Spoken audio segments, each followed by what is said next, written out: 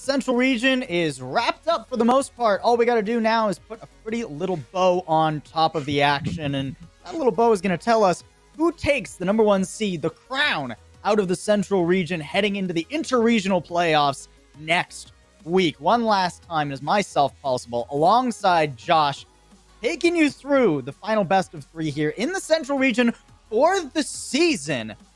And Josh, we could not have asked for a better match to crown us off. I am torn.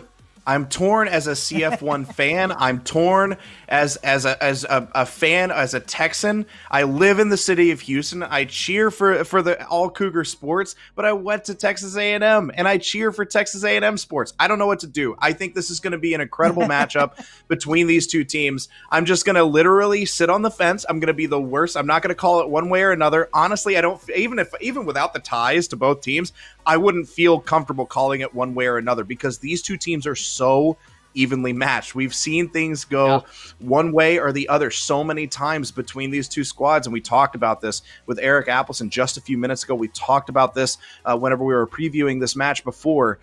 It literally can be a coin toss, and we were talking about this during the break again also, that this is probably going to be a long one. I have no doubt in my mind we're probably going 3 maps on this one, and it's going to be 3 maps of intense gameplay. I am 100% here for it. It's hard to imagine we don't go the distance, and these two teams are just so familiar with each other, right? They know each other's ins and outs, their strengths and weaknesses. In the pick and ban, Ascent off the table. Last time I saw these two teams play, Texas A&M won that map, booted Premier from the tournament they were playing in, courtesy of Ascent. So no surprises that is not something that Houston want to repeat. TAMU sitting back, watching that previous semifinal, saw how Houston were heating up on Bind and said, you know what? Can you guys cool it just a little bit? We don't want Bind anywhere near this. So we're starting off on Haven. Then we go to Icebox. And then, presumably, I have to imagine we're going 3 maps. Split will be where we finish this off. And Haven, University of Houston's pick, they generally win this map against TAMU, or they have the last 2 or 3 times, I believe. Icebox is a map that TAMU play phenomenally, and I don't think I've ever seen University of Houston even play on that one, so I'm not certain how proficient they are at it. And then we get to Split, and it's coin flip. I don't think anyone knows what's going to happen on Split, but first and foremost, we head on to Haven for Houston's map pick. TAMU starting off on the defense as they have selected. Standard compositions for both these teams. Nothing surprising from these two. Here we go. The gates are open. And Premier, look how disciplined they're playing. They're waiting for the classic TAMU aggression, but it's not coming. TAMU aren't biting this time around. It's strange to see both of these teams moving as slow as they're moving right now. Lots of discipline, just waiting and feeling each other out, trying to figure out who is where and get that map control. But you see Eric Appleson is right there ready to go. Coy trying to make a move as U of H moves on to the A site. Helms is going to go down to Jivey very, very quickly. And U of H Premier moving fast onto A once they realize they had the momentum. Great little lurk there, too, from Kula. He's still coming around. Jim Jones fan, you got to be a little bit careful here, buddy. Oh, doesn't actually get spotted. Kula slips right on past TAMU onto the site. Oh, Dill's trying to do what he can from heaven here. Got to heal up, though, taking some trades with Big over in long.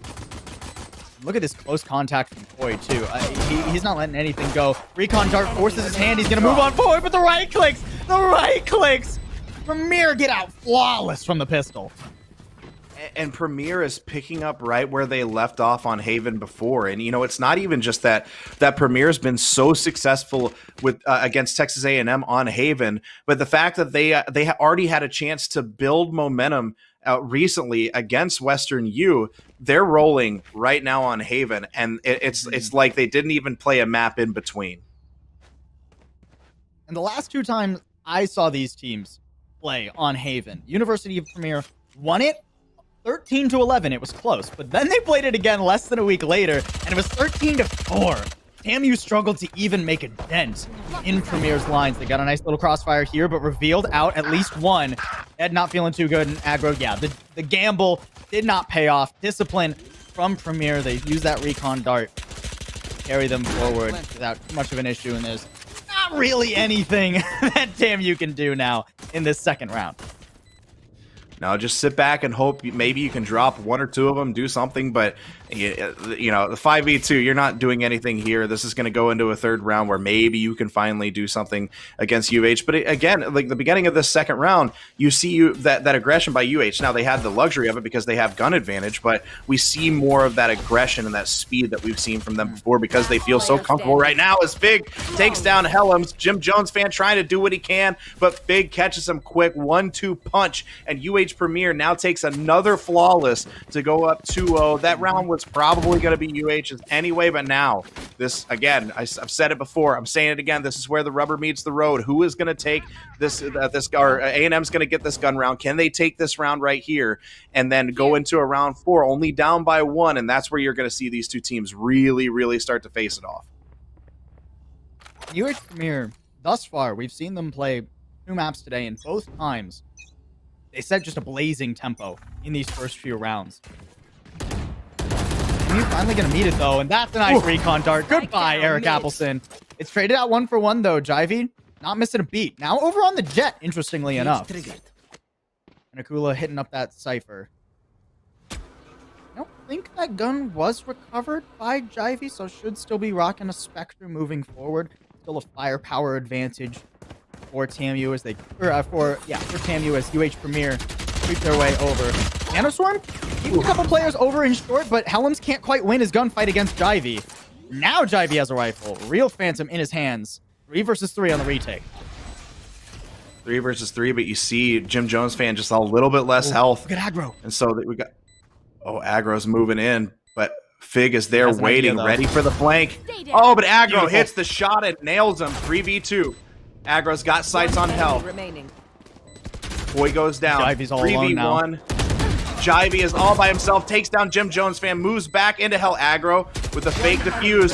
Oh, Jivey takes him down. Jivey finishes him off with the ace, and UH Premier takes the third round. TAMU had all of the control in the world, and Jivey just says, "Nope, this is mine." A statement from Jivey right there. You cannot break his spirit. What a beautiful spray through the smoke there. Waits for the timing, a quarter of a second off. For TAMU makes all the difference. Jivey has all the info he needs. He saw aggro earlier, didn't opt into the gunfight. Instead, tried to support his team as the retake came through. That round was excellent from Jivey, and now TAMU already they're out of money. They're already having to go on to Sheriffs. And I mean, the recon dart once again, the gamble, the early close corner there from aggro, not getting squat. Ed just had too many angles to worry about too. There's pretty much nothing that TAMU can do here outside of some phenomenal play. I mean, Dill is great with the Sheriff, don't get me wrong, but yeah, he's just gonna get run down. Eventually, Jim Jones fan will find one. It's tricky to recover that gun though. He doesn't want to let it go over. And just locking it down. UH Premier, man, they look like they're having fun. They look like they're messing with TAMU a little bit with these running gun kind of kills. It's a little bit of spray and pray. Doing to TAMU what TAMU does to everybody else. But Helms goes down there and look like UH Premier has all the confidence in the world. You know, that ace by Jivey, that's the type of move that can last a team for about 5 or 6 rounds. Unless TAMU comes out, the op is out, the op is in aggro's hands. We're going to have a full gun round. But no shields for aggro because he wants to go for that op. He has to hit these shots. If this doesn't pay off for TAMU, UH Premier is going to start to snowball early, and we may see a much faster map 1 than we anticipated. Aggro on a cheeky angle here. A smoke won't get him off this curveball will. Beautiful! And Koi gets the long-range shots. There's nothing aggro can do. The op is dropped. Hunter's Fury clearing out the rest of sight, preventing anyone from actually contesting this. Jim Jones fan actually does recover the operator. How do you actually make use of it here? You're smoked off. Here comes Akula around on a lurk. Knows that Dill is waiting in garage too. I don't think Dill has any idea that Akula is coming around. Now an owl drone and everything carrying him forward. He's good for another. Tac through the wall too. That's a reloading member. Okay, eventually Akula's tear will be put down, but nothing else that Helms can do. Another gun round blown to smithereens.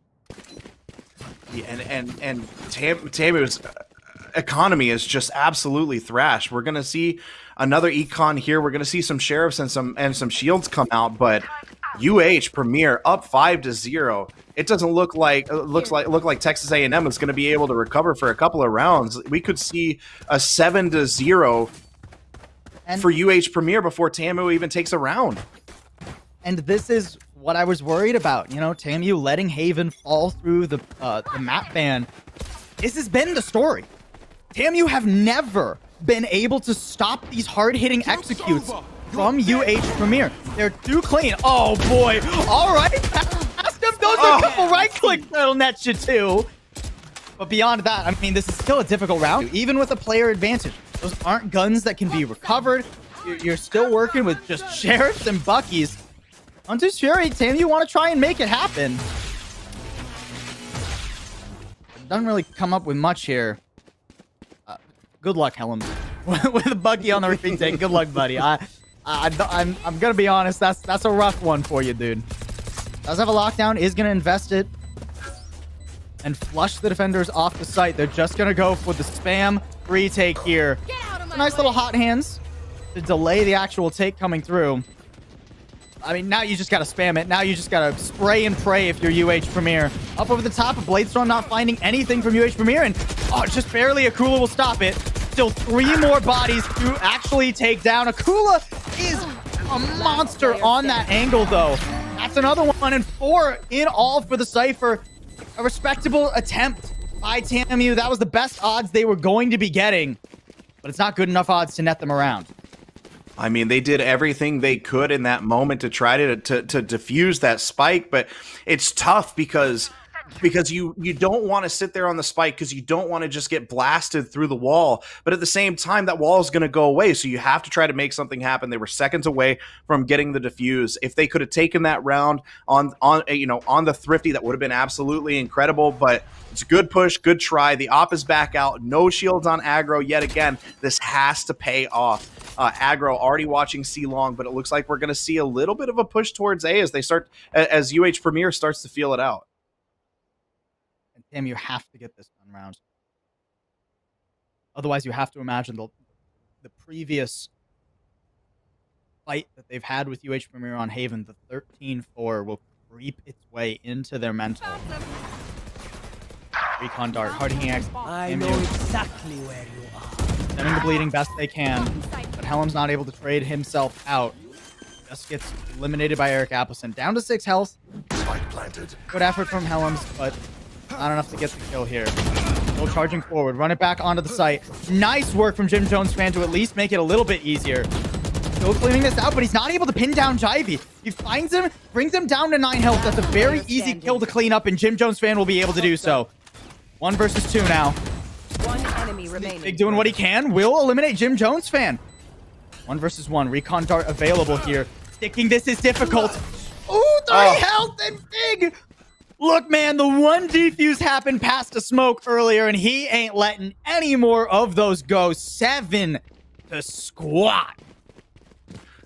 This is what a Premier team looks like whenever they show a team the respect that they deserve, when they're playing with discipline, when they're playing with aggression, but they're communicating, they're not just blindly running in, when they're showing the respect that the other team deserves. They run as a very well-oiled machine. We've seen Texas A&M have some incredible blowouts against other teams, and now they are just getting absolutely dominated by Premier. They have to make something happen quickly, but Premier is going to bum rush A site right now. Helms is going to get caught, has all the utility out. It doesn't matter as Jivey moves in, clearing everything out. Helms moves over. Oh, they don't realize that Helms moved over in the side. Going to stay alive and give TAMU a little bit of a time to rotate over and try to stop the spike from being planted, but Premier moving quickly and has all of the momentum right now. Koi knows, too. Koi knows that they haven't cleared sewers, that they didn't find anyone on site. There was Killjoy utilities, but Helms has to be sitting around. Aggro charging on out with the Judge, good for 1, but nothing beyond that. Couple low players here for Premier. Not an impossible round for TAMU, but not one I give them good odds for, Josh. I'm gonna be honest with you. Yeah, and that's the cleanup. Still a completely lopsided scoreline. I mean, Jivey is just on an absolute tear right now. Jivey just peeks heaven and says, somebody might be up there. Let's right click that. Bam, headshot done. Jivey and Akula are just so on point, but it's not even the two of them. Like you said, Koi knew we didn't clear out. I'm going to check this angle. We know somebody, at the very least, somebody might try to flank through here. So I'm going to go ahead and watch it, but I have a feeling Helms is here. Holds the angle. Helms peeks down. Eric Appelson's moving with his team, getting the spike down every time, realizing that his team is supporting him. They're doing such a good job of moving together and communicating right now.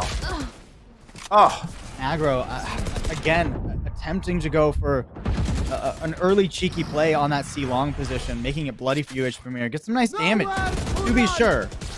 The damage isn't enough to actually save off a C push, especially with the Hunter's Fury supporting. Once again, that's the same angle, same execute that UH Premier showed earlier when they had that ultimate up. Ivy does get found here. Hunter's Fury countering back. Only not able to swing off that flashbang, though. Just gonna try and keep them out. Ooh, gotta be careful of that spam. Oh, that's gonna reveal him. Oh, they couldn't quite find the shots, but Jim Jones fan will come around and clean that up. Dill, good for another. Finally, things looking up for UH Premier. No shock darts remaining. Just gonna have to go for the hard spam here. Eric Appleton, good on that first one, though. Finally, this has been half stuck, but the smoke will expire, and now it's a 1v2. Jim Jones fan has to bait them out into the open. He needs headshots, and he can't find them. Fig's the only one. Flicking heads today. Another close call for TAMU, but close doesn't get him around. UH Premier has been so good all day on those long C plants. If they can get that in, if they can get that planted and get in position, it doesn't matter if it's a 4v2 or a 3v2, it doesn't matter. UH Premier is going to make that happen because they do such a great job of closing off long C. So you have to hope that they miss their shots on the person trying to defuse the spike. They haven't been. They've been nailing them every single time. UH Premier is just looks like one of the most unstoppable performances that we've seen in CF1 so far. Aggro with Judge Gambit there. Only good for the one. Nice swing there from Jim Jones fan, but he can't quite clean up Boy. Oh no. That was critical. Damn, you needed that one, and now UH Premier, they're feeling it. They're charging forward. Koi ain't worried about squad, dude. Almost the ace. Still just on 61 health. Akula steals it away from Koi, but I mean, at this point, it's just Pat in the stats. 10-0. Akula owes Koi some kind of dinner or a lunch. At the very least, a lunch. If you steal the ace, you're buying lunch the next day. I don't care what it is. And you know what? If he's buying lunch for Koi, this is what you need to do. You need to pick the nicest steak restaurant, the nicest steakhouse in Houston, and force him to buy you lunch there. Make him buy you a nice ribeye. Really rack up the price on him, because nobody steals an ace and gets away with it like that. But Koi has been unstoppable. He's been so good for UH Premier all night long, but this is where you see UH Premier just knows what Texas A&M is going to do round in and round out. They know them so well. Interesting that we have a tactical pause coming out from University of Houston, apparently.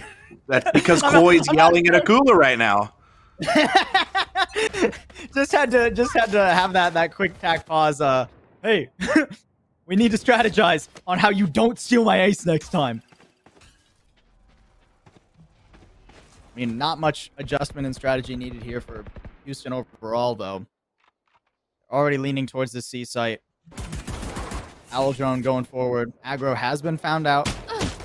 Have the blade storm available. Oh, I think he was just barely spotted. I think his elbow got seen going into that cloud burst there.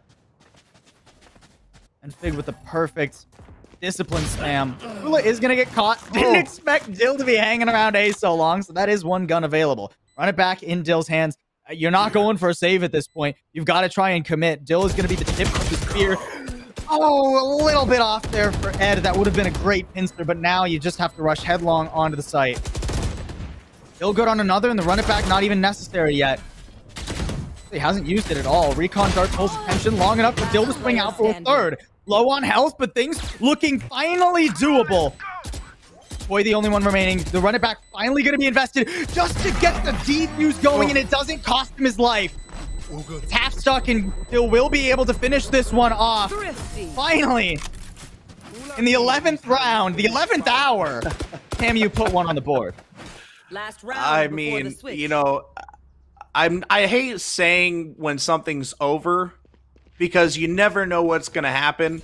But I would say this map is as close to over as we could be. They're teetering on the edge of over. Right now, they fell off of the edge of over, and they've got 3 fingers hanging on to it right now, trying to pull themselves back up. This is a real Sylvester Stallone and cliffhanger moment for Texas A&M right now. And I just aged myself with that reference. I think the critical difference, though, is that I don't think TAMU are getting back up from this one. No, I don't think they are either. I don't know if they have the same sort of plot armor that Stallone has going for him. Once again, Hunter's Fury up. C-Take is in the cards. And there's nothing TAMU can do to stop him. Oh, come on. I mean, you see the running gun by you. Okay. Still down to 10 health now. No run it back to heal him up this time around. And that curveball just a little bit late, but I mean, he survives. He's gonna get pushed now. UH Premier, they're feeling it, dude. And Dill good for a third, but that ain't enough. No, and it just looks like UH Premier is just having a lot of fun. They understand that they have a huge advantage over Texas A&M on this map. I mean, you talked about it before. The last time these two teams saw each other, it was a blowout on Haven because TAMU just can't adjust to UH Premier's aggression on this map. And every single time we've seen a couple of A pushes that have worked out, but every single time we see them take that C long, and Texas A&M's just not ready for it because every single time they're taking we talked about this earlier. Every single time they're taking aggro out of the story. As soon as aggro gets taken out, you see UH Premier kick it into high gear and go 100 miles per hour because they know that they can make these plays. And Texas A&M they took a round early, but at this point, I think it's just time to let the map go, recalibrate, and move on to Icebox and see what you can do in map 2. Well, TAMU, they're not going to let this fall by the wayside. They're going to try their hardest here. They send it up C. You trade 1 for 1. They'll get their spike plant. No doubts about it. 4 versus 4 here spike on the retake now. No garage control for TAMU. Already lost Jim Jones fan. It feels like a matter of time before UH Premier make this happen. Flash coming out, barely tags aggro, but that is enough. Helms falls, Ed all alone, didn't have the bullets to make it work. Boy with yet another 4K. he's like, no, if you're gonna take my ace again, Akula, I'm getting the defuse, okay? Yeah, that is 100% Koi paying back Akula for stealing the ace. I still say he owes him lunch, but maybe not a steak lunch now. Maybe not some more something like some Korean barbecue or something. Oh man, I miss KBBQ. Oh, it's so good. I took my wife for the first time, and she was very iffy on it at first. She loved it, but you know what? Like, I would go to KBB any single time. And so you know what? If it gets me food, I'll let someone steal an ace in Valorant. Maybe that was Corey's play the entire time. Yeah. All right. Well, TAMU, I have no idea what the play is here for them now. I mean, they're gonna force up best they can. Probably the last round of the map. Fronting on pass, Judge swings out, not quite able to find anything, so not a bad start for TAMU, but quite a hill to climb. Even picks like that onto Akula, even if they got out of this one flawlessly, Josh, it just, I mean, we say like high hills to climb a lot here in CF1, because we get games like this not infrequently. But it feels like you have to like rocket yourself into outer space with only an old Volkswagen, right? Like an old car, like a 1980s car that hasn't been taken care of at all. You have only that to get you into space. That's what this game feels like. Well, you know, we have seen this a lot in CF1, right? We see this in collegiate in general a lot because there can be such a disparity between teams sometimes. But I will say that if any team's going to be able to do it, it's going to be a team like Texas A&M. Now that we're sitting here in the Central Finals, this isn't just a hill. This is a mountain. This is just a start face mountain that you've got to climb, and it's 100 feet tall. But if any team can do it, it is Texas A&M as they try to push through right now. Dill taking down Koi, but Eric Appleson getting the switch on aggro. Only 30 HP there to go with Eric Appleson. A&M trying to move in right there. Dill gets the pick on Eric Appleson, and they're going to be able to get the spike down as Akula tries to contest but won't be able to. I mean, to give TAMU good odds in this round, the problem is after this round. Oh no. No way, right? There's no way. There's no way. Okay, we're good. We're good. All right. There was like one path I was seeing in the matrix of possibilities where UH Premier ended it there, but no. Now we get to the problem I was about to discuss, which is UH Premier get guns now. You don't really get a chance to bonus round because you can't afford to lose. So TAMU have to buy up. They'll have to invest ults. They have to get away from this one clean and maybe look to build an economy. Maybe get that 11 rounds in a row, but that is far off in the future. Well, and you saw Aggro just now was going to go with a Phantom and light shields, but decides to switch to Spectre and full shields because he's going to go with a Blaze Storm right here. But it's an aggressive push by Texas A&M early on, but doesn't get it because the TP goes ahead and takes down Eric Appleson anyway before going down to Koi. This is a tough spot for Texas A&M. Great paranoia though, that catches everybody. Ed able to swing out and get one. The Cypher is trapped on site and Jim Jones fans supporting. Means that now TAMU have a player advantage. They don't have much control though. They're all on site. They're all on top of each other right now. And they have no idea where this last player is. Jivey coming around. Nobody's looking for him. Okay, Ed will just barely swing over and check that long position at the right time. And they know where Koi is too, especially now that he's destroyed the recon dart. Ed didn't have much health. That was an ambitious swing at best. Oh no, and that flash actually catch Dill. No, Dill able to lock it down. TAMU hanging on by the skin of their teeth, but I mean, come on, man. They still gotta get 8 more rounds in a row. Yeah, and Dill has really kind of stepped up for Texas A&M. They needed somebody to step up with aggro, just playing a little bit below what we've seen him play before. So Dill, the last 3 rounds has been big for them.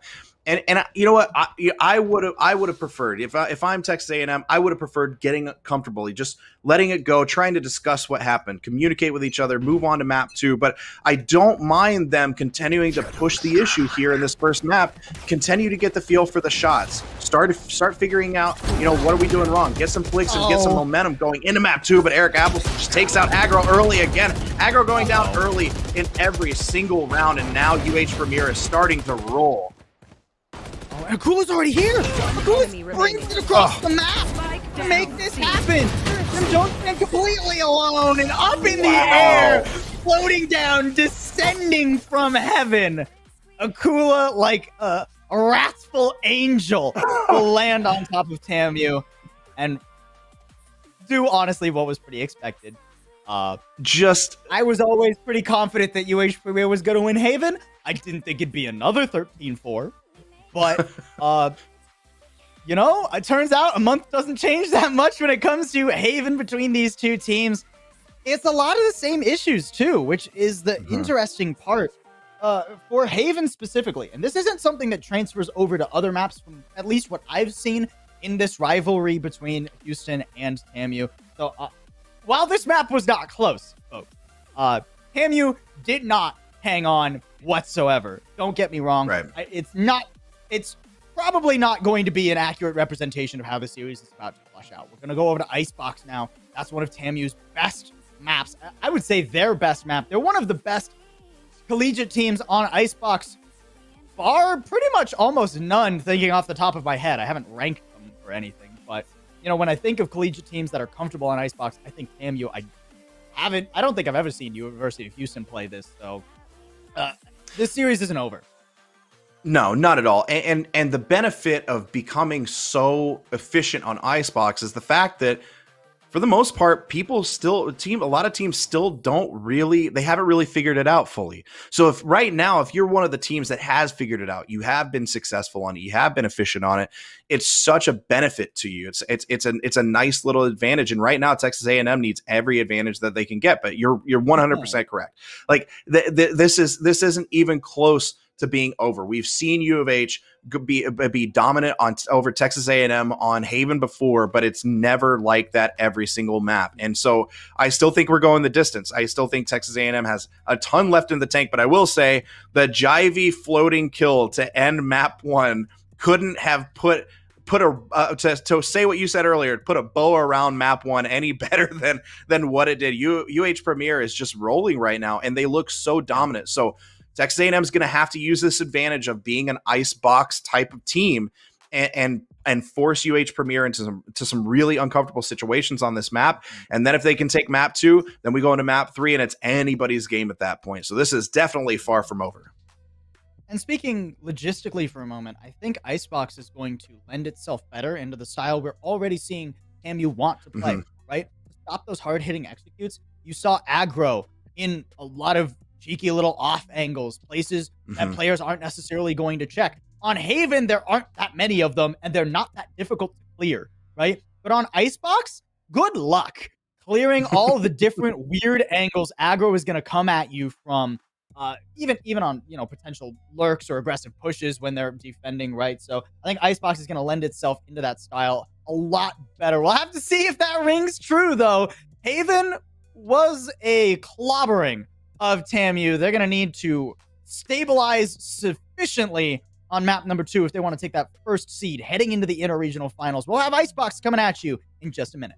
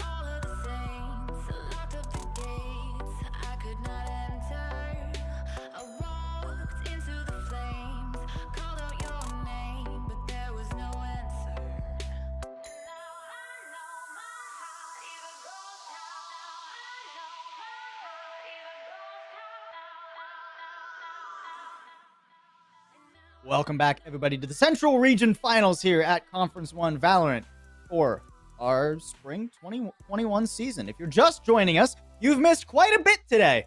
But, silver lining, you haven't missed much in this finals. Haven was pretty quick. 13-4, kind of expected. That's the scoreline that University of Houston have put up against Texas A&M University before on Haven. I think the last time they played Haven, at least the last time I know of. But now we move on to Icebox, which is Texas A&M's map pick. This is where they're going to be far more comfortable and hopefully more competitive. Yeah, you hope so, but there's a part of, I have a gut feeling that at this point, UH Premier has so much momentum after that, and they're so warmed up that after taking down Western U the way they did, immediately hopping into Haven and just rolling through that map. They've got ice in their veins right now. Every single one of them is on fire. Jivy's ready to go. Koi's ready to go, and they're making plays all over the place. And so, yes, Texas A&M is more comfortable on Icebox, but at the same time, when you lose, 13-4 like that, that takes a lot out of you mentally. You have to be so mentally tough to just push through that and say, whatever, it's one map, let's do it. UH Premier can take advantage of everything they want, and it looks like they might be trying to play a Viper on here. Yep, as Jivy locks into Viper, UH Premier is going to play a Viper right here, and there's been some really interesting sets with Viper on Icebox lately in a lot of different play and a lot of different levels, so this is going to be interesting to see what UH Premier can do with this, but Texas A&M feels comfortable. UH Premier has the momentum. We're going to see what happens with them very, very quickly. Josh, you know me. I'm always one who enjoys excellent Viper play. We love the Viper play. I'm personally of the opinion, I love the Viper play. I'm of the opinion that even before the absurd buffs that Viper got hit with, that she was underutilized, especially on maps like Icebox. Now she's just a monster. There are always two things I look for, right? Do you have a diverse playbook of strategies with the Viper? And does your whole team play around the Viper, pivot around the Viper? Do you have set strategies that your team is comfortable with and they know how to execute? So I'm watching for those two things from University of Houston. They certainly played against a Viper pretty well today when they played up against Western U on Bind. Now they have to use her themselves. We'll see how that one goes. Keep in mind, though, this is TAMU's map pick. This is a map. TAMU are one of the few teams in Collegiate Valorant who will actively opt into Icebox as their map pick consistently, right? It's not just like, oh, we're okay with playing it if it comes to like a map 3 or something. No, they want to go here all the time. So there is no doubt that while map 1 was an absolute clobbering, TAMU have a solid chance here as we head into Icebox. We already have a tactical pause from University of Houston. They've been giving us some interesting tac pauses today in this finals, Josh. Yeah, the tac pause in Haven seemed more like a little bit of fun than it was anything. This tac pause, I'm wondering if maybe they weren't quite set on what team comp they wanted to go with, and so they're not exactly sure what they want to do or how they want to do it. So this is a bit of an early one. And come to think of it, I mean, look at their composition. That is a very defensive composition, right? I mean, you got Viper, Killjoy, and the Sage. They're starting off on the defense, so, they are certainly not hurting by any means. Oh, Akula apparently wasn't there yet. So now he's back. University of Houston used their tac pause to make sure he's there, and I mean, he starts off with a pick, so hard to complain about that one. Damn you, their mid gambit does not go the way they want. Akula comes back, not there, comes back immediately, gets that kill. That's the perfect tac pause. Oh, Helms takes down Akula, almost goes down at 30. Well, getting healed up right now, but no, on really, really low HP there for a second. Things are starting to get a little bit tricky here for UH Premier. Koi is looking to play close contact. That's the spike out in the open. Okay, Dill will get away. They're just out of there, man. They're going to get hurt, though. Ivy coming around. How dangerous can he make this push through mid? He's taking a tighter angle, letting his stage get that contact, and then cleaning it up. Koi's good for one as well. Damn you, they lost quite a bit of their forces trying to head back over to A, and that bought time too. UH 30 Premier, seconds they've left. beaten them here. Enemy down. Ooh, big not ready for Dill to be in place, but Eric Appleton turns the corner and gets him. The spike is down, and now Ed has to make something happen with 1 HP. It's a 1v3 with 1 HP. Oh, Yeah, cannot get it done. Yeah, not. Yeah, look, UH Premier played that very, very well. As soon as they knew the rotation was coming around for Texas A&M, they split. They split, 2 went mid, 2 went ahead and rotated over towards A. And it worked out perfectly for them. And the way that Jivey and Koi are playing right now, I would not want to meet them head on in mid while I'm just trying to pass by to rotate over to the other bomb site, or to the other spike site. That is not a spot that I want to be in. And Jivey and Koi played that absolutely perfectly for UH Premier. Shadows traveling. TAMU once again trying to force their way up the middle of the map. It's not mid to B, though. I like this so much better. I always hate when teams try and go mid to B. It's so difficult to get actual control. Jivey's spotted by the recon dart, but no, the swing out doesn't get him. Eventually, he will go down, and actually, Fig hitting the floor, too. Boy is around here. Doesn't expect one behind him, but sneaks onto the site and puts the spike on the floor. Player standing. And Jim Jones fan not able to do much from that Wow. position. A valiant effort from TAMU, but not one that flips the second round on its head. They'll move into a gun round now against a decent bonus from Premier. Yeah, and look, it's still early in this map, but this is exactly what I was afraid of for Texas A&M. UH Premier, again, they're ready for everything. Texas A&M's moving fast. They're trying to move up mid, but UH Premier ready for every single move that they're making. They're countering it. They're hitting their shots. They're just on fire right now, and take those two rounds pretty handily, to be honest. And now let's see what Texas A&M can do with these guns, but they've got to take this round and only be down by 1. If UH can put a little bit of a test and contest this a little bit, that's a problem for Texas A&M. Oh, As no. Fig takes down Ed right there with the Hunter's Fury. Oh, the body shot key him up, too. Even if Kula goes down here, they're so low. Eric Appleton good for 1, and Jim Jones fan is not looking good, right? Oh, yeah, classic. At that range is very easy to get that kill. I grow worried that Akula is up somewhere. Marshall in hand, just a body shot necessary. Aggro will hit that body first, though. Doesn't have much health. TAMU, are they going to lose yet another pivotal gun round here? The dash. Oh, Jivey knows. Jivey knows exactly where he is. Premier off to yet another 3-0 lead. And that is not where you wanted to be if you're Texas A&M. Now, this is definitely 1 round. It goes to UH Premier unless TAMU can perform some kind of magic, some kind of miracle right here and get a thrifty. UH Premier is going to take this 4th round, possibly maybe even a 5th round, and the economy is just looking suspect for Texas A&M yet again going into this 4th round.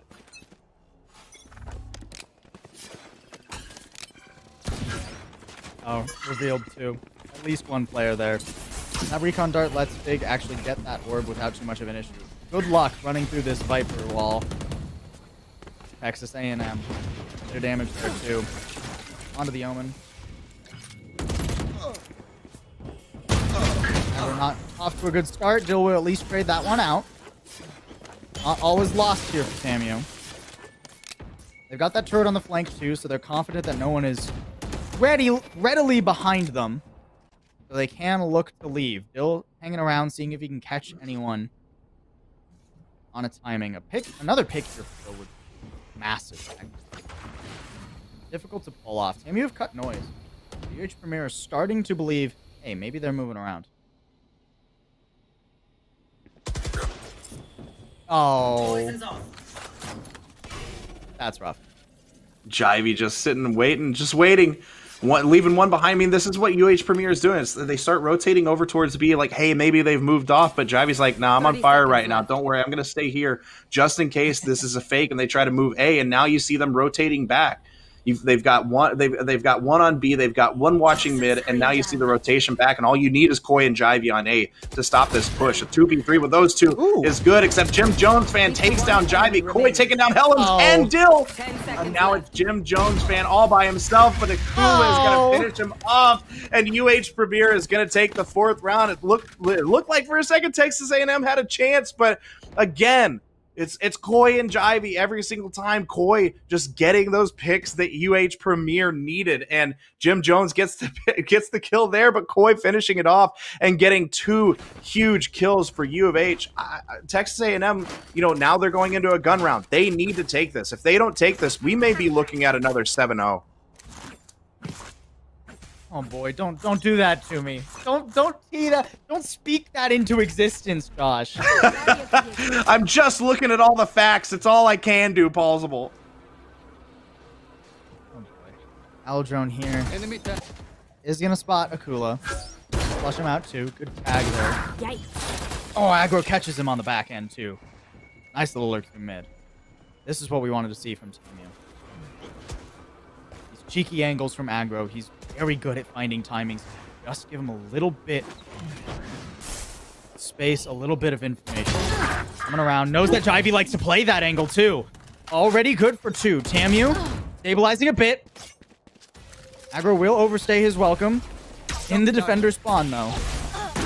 4 versus 3. Okay, Shotguard. Second one. Ooh, does actually tag a bit of damage there. Dill's gonna have to use that heal on himself now. Right here. Good rotation by UH Premier. They're strong on these retakes, and Fig is getting himself in a good position. But Ed, Ed, I thought it. Oh, Eric Appleson takes down Ed. I thought Fig was going to drop down and immediately look behind him, but just had no idea Ed was below him.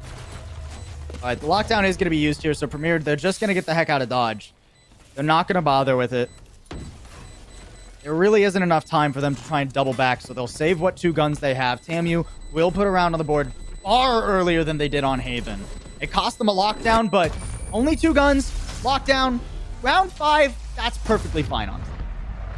Yeah, I mean, at this point, it's we either use the lockdown now or we're gonna have a much larger hill to climb. You'd be looking at probably 6-0 unless you get lucky and get that thrifty. Yeah, you're looking at 6-0 if you don't use the lockdown. So yeah, I'd much rather be down by 3 rounds. I can buy. We don't have the lockdown, but it's okay. Now you have aggro hitting some shots, which is exactly what you want. You have Dill making some plays. Now you feel a lot better about where you're at if you're Texas A&M, but still Koi, Jivey, UH Premier on fire. They lose 1 round, but now this is going to be a big gun round between these 2 teams.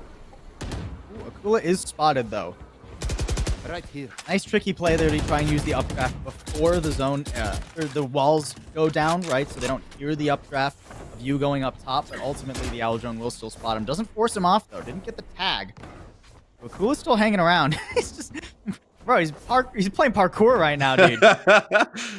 He's like Dwight and Michael from The Office doing parkour. Yeah, exactly, parkour. right? Yeah. Yeah. A nice little rotation over towards A, though. Angle on that turret, though. That gets such early contact. Not much Eric Appleson can do about it all alone. Nanostorm preventing the plant. Nice swing. Trade himself 1 for 1. I'm just fearing maybe a little bit early there. And with the resurrection coming on out, TAMU are feeling just fine and dandy. 5 versus 4 here. Oh, nobody saw that, Fig. Don't worry about it. Look, you've hit nasty shock darts all day. We'll give you that one, especially when you do that. That's just a rude flick he hits there. Now using the Aldrone too. Oh, cool. Couldn't quite find him. Hopping around, and aggro's ready for the swing. Bladestorm ain't getting squat this time. Jivey has to push forward now. Has to take the fight to TAMU and does so beautifully, but not well enough. Oh, wait, no, well enough. That was the team. Yeah. Oh, no. Oh, no, and Koi takes aggro down at the end. I can't believe UH got that diffuse. Just, it looked like they had no chance. TAMU in great spots. It didn't look, but Koi coming up clutch again and getting the final pick at the end. Koi right here going to go ahead and drop aggro. Look, they already take the round. That's insult to injury. Aggro did not need to lose a gun right there. Now we're looking at aggro with classic and full shields. That's all that we've got right now. That hurts. That hurts if you're Texas A&M. I was Employee of the Month. Hey. Oh. Aggro, I can't say that's the flick of the month. I'm going to be honest. Bladestorm's already off the table. Poor guy. Oh, okay. Nice catch there from Jim Jones fan. Still a winnable round here for TAMU. Ice going to get planted. that lockdown's hard to deal with, though. I mean, look how forward right now Jim Jones fan is. He can't just... I mean, he's going to try and use the Hunter's Fury. In a little bit of a vulnerable spot, but will destroy that lockdown. Hanging on out. Nice contest there. And Dill on the close angle. Good to trade and pull the attention of other members. Koi still hanging around. It's 1v2 now. Make it 1v1. Helm's the only one left standing. I like this reposition from him going up top. Gonna have a nice angle there, and there's nothing Jivey can do. Resurrected into a second demise as TAMU get a second round. A great play by Helms. You know, we've seen Helms kind of step it up for Texas A&M throughout the entire day. Helms is such a great killjoy player for Texas A&M. You don't always see that show up on the scoreboard, but there's always doing such a great job of shutting down and just locking down one side of the map, being there and making the plays whenever they need info, whenever they need somebody there to say, hey, we need you to rotate. But Helms doesn't always show up on the scoreboard. Now it's starting to show up on the scoreboard. Really good reposition to get those drops. And finally, Premier have run out of money, right? They're down to a light buy here. Mostly sheriffs with a couple of auxiliary weapons, although, oh no.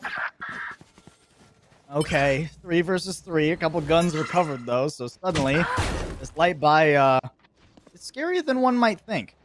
Eric Appleton does get his position revealed. Actually, that flank got disposed of. Good work there from Helm. Aggro is in a spot right now. Big has no idea Aggro's there. Oh, not quite. Peek. Didn't peek just soon enough. Just a little bit off. That's done. Last player. And I mean, what are you ever going to do there if you're UH Premier with 2 players? How do you flush Aggro out without losing someone? You can't. Eric Appleton's already gone. Big trying to get those cheeky shock darts around the corner. Oh. And even though he dodges the paranoia, Helms will take his head off. Yeah, and Texas A&M is feeling pretty good about themselves right now to be able to take these last few rounds. UH Premier on a nice roll, but again, Icebox, it's tough. It's tough being the attackers on Icebox. I will say UH Premier, once they move to the attacking side, they have the benefit of having the Viper. If they can get the spike down, being as defensive as they are, retakes are going to be very tough for Texas A&M. But now you're attacking first. You're only down by 2 rounds. Texas A&M starting to feel themselves just a little bit.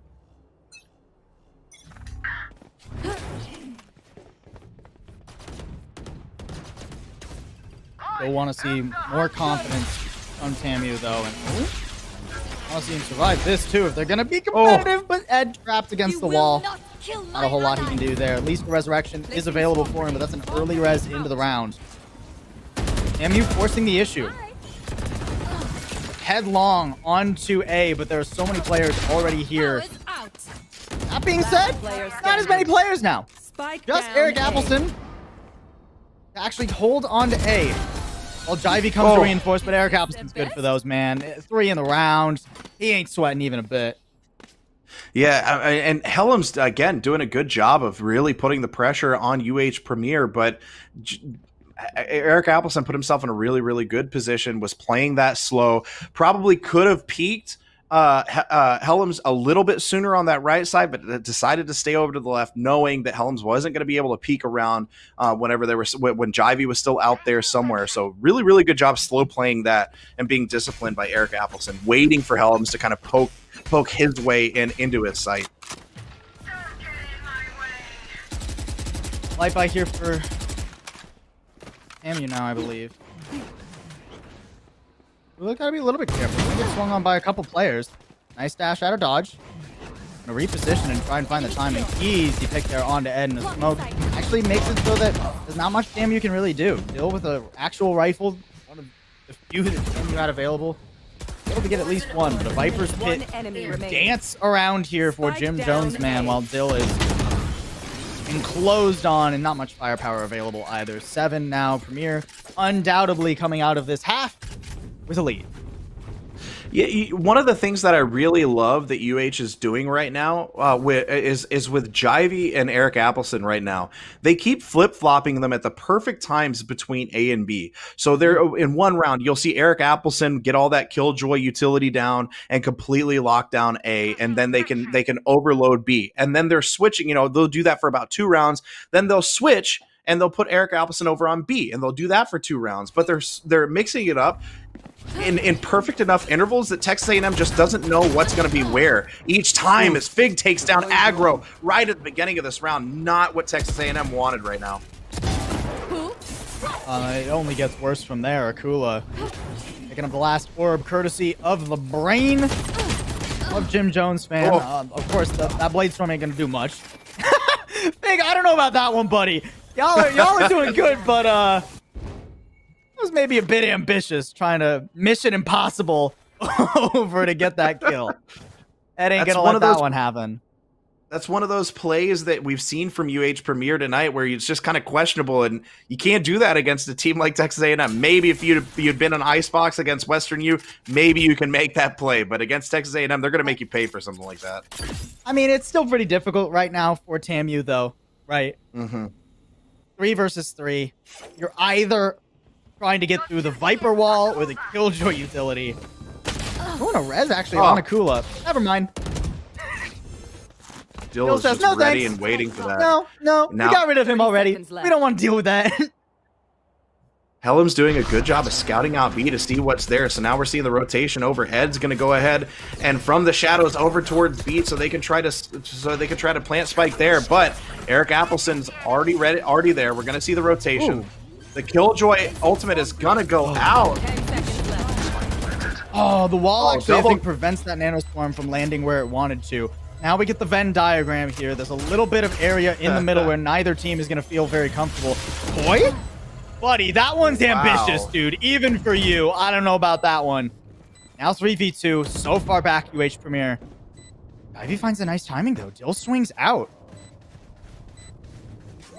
Have to debate how to play this one. You know the two players are both in long. Paranoia makes it difficult, though. Eric Appleson not good for both. Only one. And TAMU, the lone survivor, Ed, will put a 4th round on the board. I'm wondering if Koi thought that the lockdown was just a little bit farther than it was. I don't know if Koi realized that the wall of the lockdown was right there. That's more than an ambitious defuse. That's rough. I think what Koi was going for there was to try and half stick it before he got detained.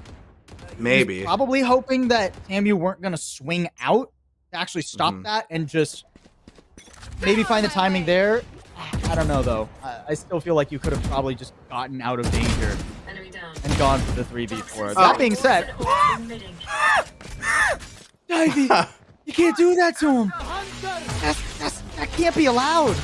Oh boy, now the Hunter's Fury too. That's a tag that's cleaned on up. Big. You will not kill my ally. This is just rude. I mean, Rez comes out, but even then, it's 3v5. Boy, narrowly avoiding stuff there. Akula. Oh! No way. No way! Oh, poor Helms, man. Last player standing. And there's just nothing to do. 1 shot. 2 shots. Yep. Okay. No 3. If you got 3 is the minimum there to give me hope, Jim Jones fan. But you did your best. 8-4 is how we leave the first half of Icebox. I mean, they just played that perfectly. Just Jivey in the right spot, and then for Akula to be that aggressive, to pinch and take down Helms, just incredible play by UH Premier. It really seems like UH Premier they kind of figured out what TAMU does on Icebox now, but Jivey in the right spot to get both of these kills right here.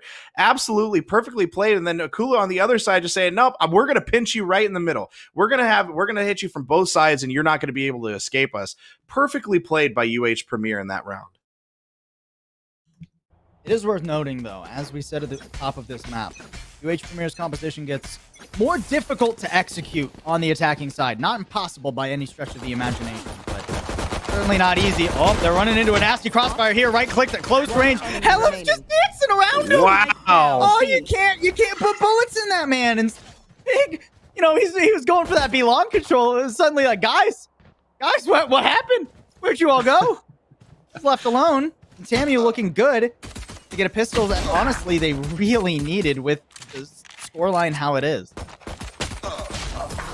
Yeah, they needed to take that one, and man, I get that what they were trying to do, but if you're gonna wall up mid right there and then try to have a rush attack to B from mid, you have to be ready to turn that corner and expect somebody to be waiting for you. But Helm's, like you said, just shimmying around and dodging every single shot, like Jim Carrey in The Mask whenever they were shooting with the Tommy guns. He's just dodging every single shot that they had, and incredible job by TAMU to really kind of sniff that play out and realize walls down. We're just gonna attack here, and they just funneled him through there. TAMU get their anti-eco now. UH Premier just sending it onto A. Not waiting for anything. I mean, you do have to be pretty careful. Aggro down to 2 HP. Does pick up the healing with a ghost at range. Ed, you can make that one happen. Ed, not quite trading out for that second before he falls, but quite a bit of damage as well. One gun was presumably recovered from that, but never mind. Never mind. Aggro gets rid of anything that would have been picked up by Premier. Spike has not been planted, which makes this round impossible for Jivey. I mean, it would have been impossible even if it had been planted there, but either way. As good as Jivey's been, I mean, that was just tough. They get down on A, they have a good spot, but then all of TAMU just drops down on top of them. But now this is where we're going to see UH Premier. It's a little bit. They're going to go with a buy as much as they can, but TAMU, with the way that they're playing right now on defense, UH Premier is going to have to walk into them. I don't even know that they have much of a gun advantage because of the way that they're playing their sets with Viper, everything's pretty much coming down to pretty close range, so the Spectres aren't going to be as much of a disadvantage for TAMU as they might expect. Aggro is going to have to fall off of pipes, though. He was spotted by that recon dart. And now an Owl Drone, too. Get a lot of early information. Tricky little one-way, though. I don't think Koi was expecting that. Ed gets a nasty chunk of damage and then throws out a paranoia to keep him off, but Akula spraying blind! Able to take his head off! Last player standing. We're not finding what he needs on that swing either, and just an Ares, just Helms, all alone. It's good for one, but I mean, anything beyond that is very difficult. I mean, UH Premier has just been so on point whenever they get real guns in their hands. You know, in these pistol rounds, in these bonus rounds, you know, with the Spectres, they're about maybe a little bit better than 50-50, but as soon as they get guns in their hands, Eric Appleson takes down Helen's right there to take the round. Now UH Premier up 9-6. Every time they get into these gun rounds, they're just on fire tonight, and there's nothing that TAMU could do about it. Now we're going to see the first full gun round, as since the half switch, the op is going to be on aggro, but you know, I with the way UH Premier is hitting their shots tonight, I don't even know that that's much of an advantage. And you see Ed right now opting for the Bucky and full shields. Well, maybe not the Bucky, trying to figure out exactly what Ed's going to do with the guns, but UH Premier is they're in a good spot right now. We're going to take up this position. Up, nice first shot. That definitely puts a hamper on the plans of Premier. He really wanted to use that Viper wall to try and deny things. Lucky ain't going to get much for Ted, I'm going to be honest. And now you got to be a little bit careful. Aggro, you don't have the info to hold that position anymore, so he has to fall all the way back. Jim Jones being good to catch Akula, though. Spike will get planted here, make no mistake, but you would not have a bad spot. 4v3. Lockdown is available, and they don't have much to deal with that. But a flank coming around. How much can Helms actually accomplish on this flank? Do they expect him back here? Yes. Eric Appleson, rather, sees him. 3 players all moving over to hunt him down, but he lines up 2 of them. Now Koi is left alone, forced to use the heal. I mean, aggro can just stick that. Jim Jones fan. Good on the cover there. Oh, not good enough, though. He's going to try and fully stick it. What's the timing like? What's the timing like? He gets it done and keeps the op and everything. TAMU holding on by the skin of their teeth, but that's what they needed. Yeah, just slightly off. I mean, it comes down to the wire, but they needed to stop UH from being able to continue to build their economy. They had to stop them. And look, they sniffed out the Helms flank, but just a little bit too late, and gave Helms the opportunity to really set up. Eric Appleson saw him, couldn't quite flick to him in time. That was just literally a hair too late to catch that flank. If they had been there a little bit sooner, they would have been able to stop Helms. Then all of a sudden, UH Premier has the advantage. That's how close each of these rounds has been with these teams. You know, we saw UH Premier roll, but oh my gosh, Aggro taking down Koi early on with the op, and the op comes out strong as Fig drops Ed yet again with the Hunter's Fury, and Akula is only at 3 HP. That was nearly a collapse. Aggro nearly got both those players with that op. Now you can see he's ready. Either up or down. Stops him down. Finishes what he started. As Akula hits the floor. 4v3 now. I mean, tenuously, Premier have made it onto the site. But a Hunter's Fury is going to flush them off that spike plant sooner rather than later. Eric Appleson got to be careful, too. Eventually able to make it happen. Alarm bot does give away the position of Aggro. Goes out before his team is ready. Now a lockdown is available. 2v3. This gets difficult.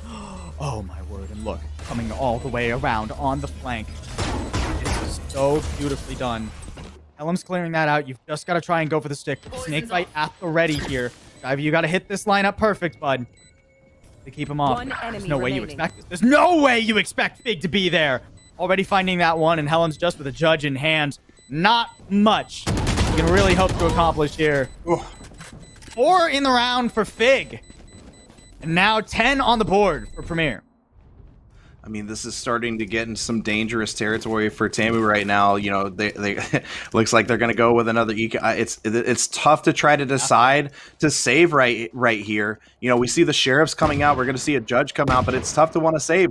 Yeah, you're only down 3 rounds, but UH Premier is only 3 rounds away from taking this and taking the finals right now. And Jivey and Koi have half shields, so that makes it a little bit easier. But these full gun buys by UH Premier is making this tough on TAMU. It looks like they're going to go ahead and essentially, you know, hopefully they can pull out a thrifty, but they're going to give this round to UH Premier and be down 11-7. It looks like. I thought that Gambit over Twitter A was going to get more aggressive than it did. I'm not going to lie. I saw Blade Storm. I saw Ed and Aggro poised up in that smoke. I thought it would go worse for wear, but not so much the case here. UH Premier deciding, let's not. Even though they invested their Viper Wall over to A, actually, which is an interesting decision. Aggro making it here in time on the angle. Gotta hit heads at that range, and it ain't going to happen. Out of knives, too, now.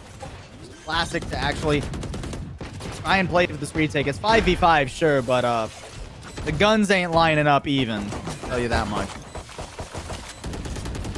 It's a good job by TAMU to really sniff out that rotation, too, and get over there quickly to be able to contest this. You know, the spike's down, but they're in a good spot. Oh, but Fig hits a shot, and Hellas makes him pay for it. Akula now going on a tear. Jivey takes him down, and UH Premier takes another round. It's a really, really good job by Texas A&M to try to contest that in the eco round. Now they're going to be able to buy full guns. You get the op back in Aggro's hand. Now you feel good about that round. Maybe you wish you could have done a little bit more, but they had decided ahead of time they were giving it to UH Premier. But Texas A&M needs to take this. If they don't take this here, this could be UH Premier's to lose. Turret out.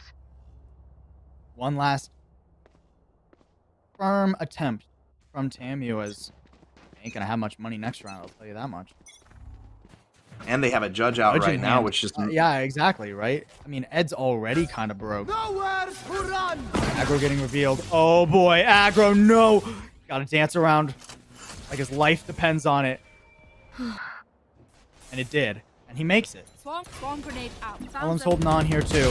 Alarmbot takes the point, but no! Jivey ready for that swing. Beautiful work there. Excellent anticipation. And Jim Jones fan not able to clean up Akula either. Has to fall back, wait for his team. 4v5 for the retake for TAMU. One last chance to try and walk away with the #1 seed. One solid chance, I should say. Aggro pushing forward. Holding W as he's wont to do. Throw it on the first. The second is trickier, though, as Akula throws a bunch of knives into his body. And Dill didn't expect Fig to be out in mid. He will be able to get it done, but only for 1. And now map and match point for the University of Houston. Match point.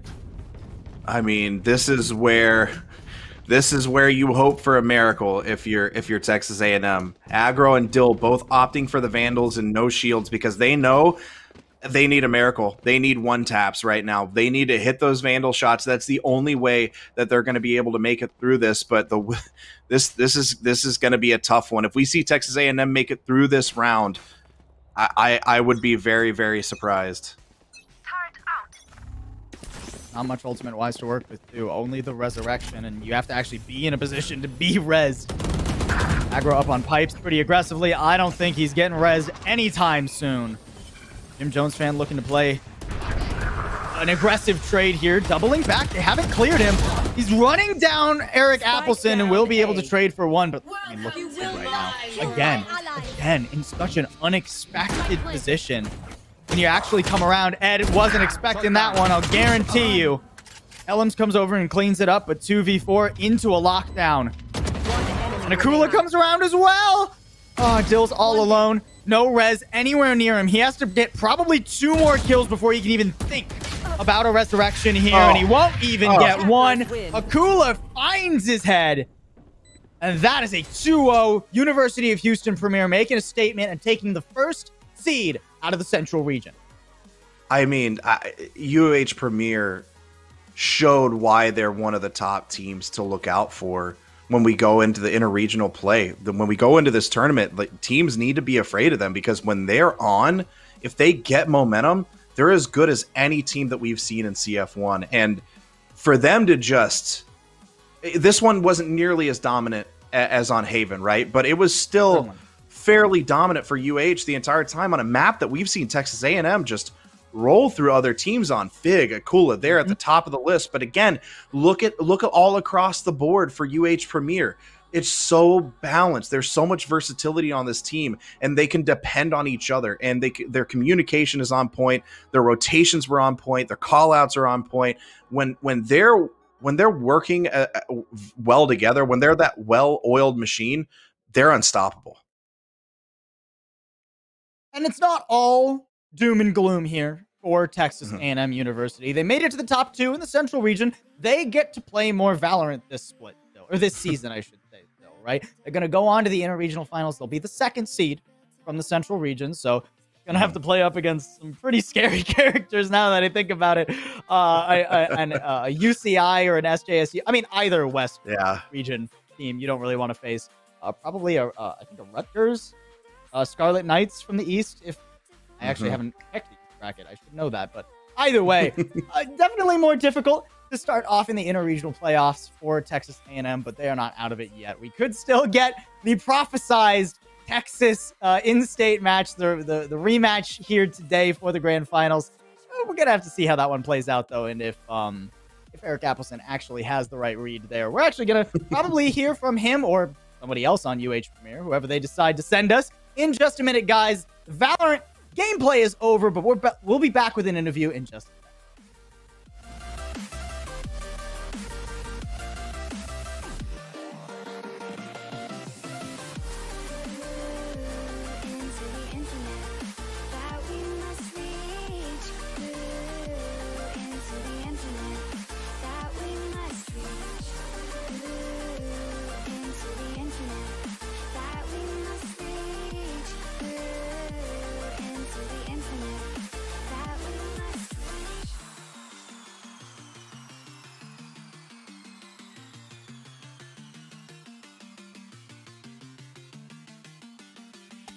Now which way do we go is the question to ask.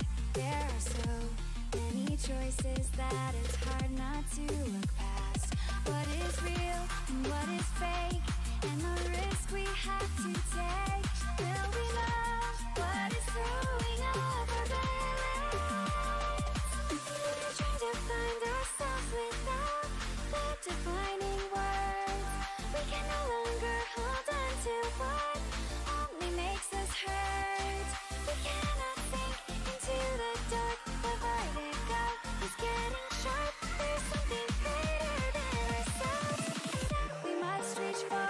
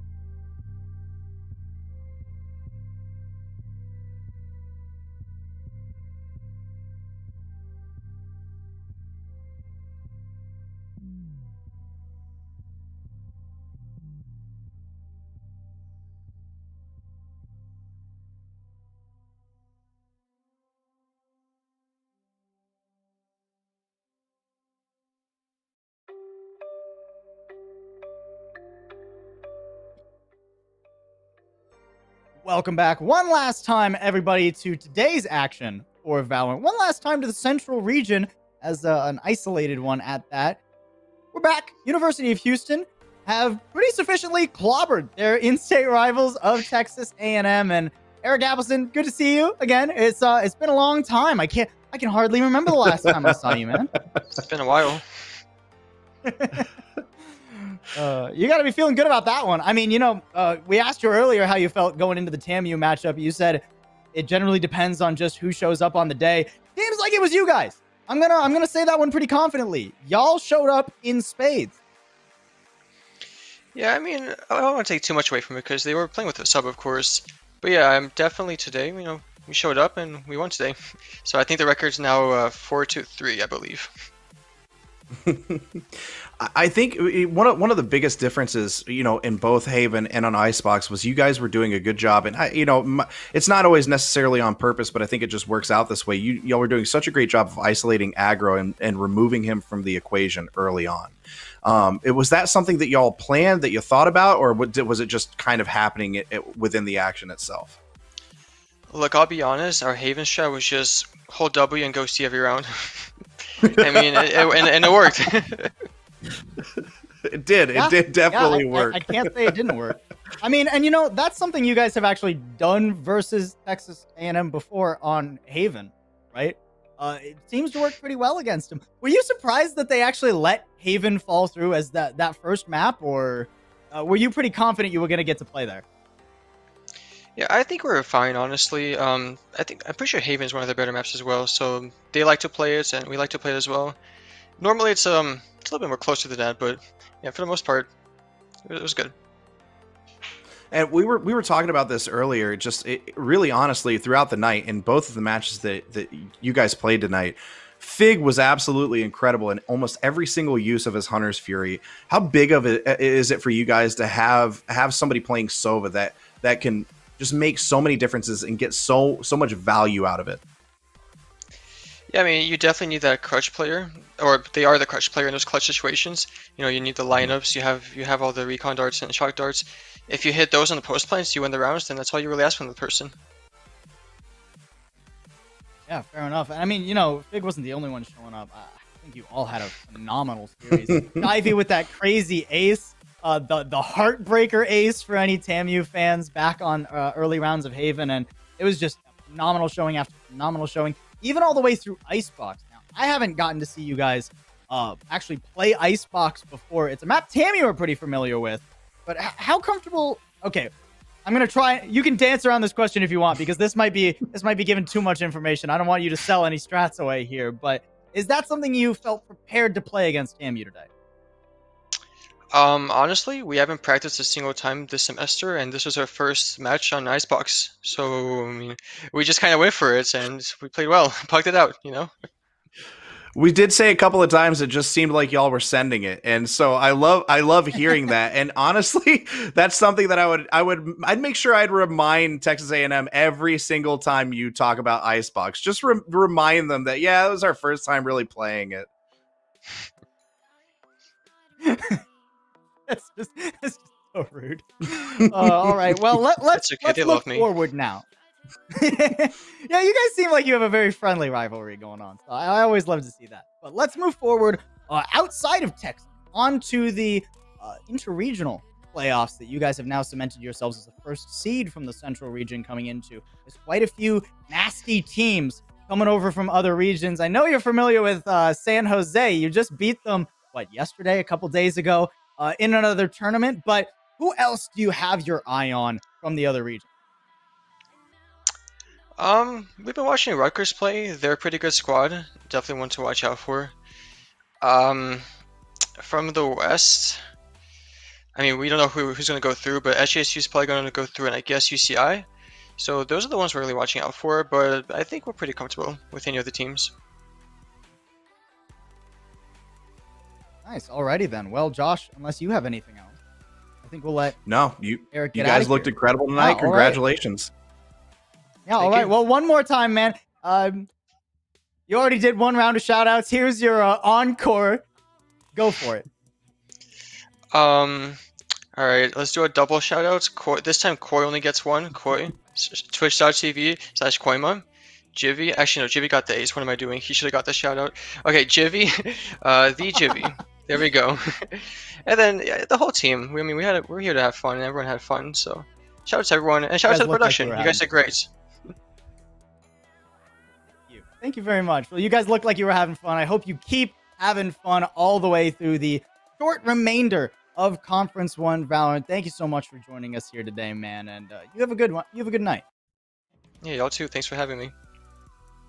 And I think that about wraps us up, Josh. Tomorrow, we get to see who those Western teams are making it to the Inter-Regional. I mean, look, all the playoffs have been phenomenal thus far. Don't get me wrong. But the West region always one that in Conference 1, the whole season, they have been so close, neck and neck with each other. So I'm super excited to see all of these matches. Tomorrow it kicks off with Cal Poly versus SJSU Blue at 1 p.m. Pacific time. You are not going to want to miss it, folks. So tune in right here. Follow over on Twitter too. That's what the bracket's looking like. We got three actually stellar matchup. I think we're getting all three of those matches if I'm reading that graphic correctly.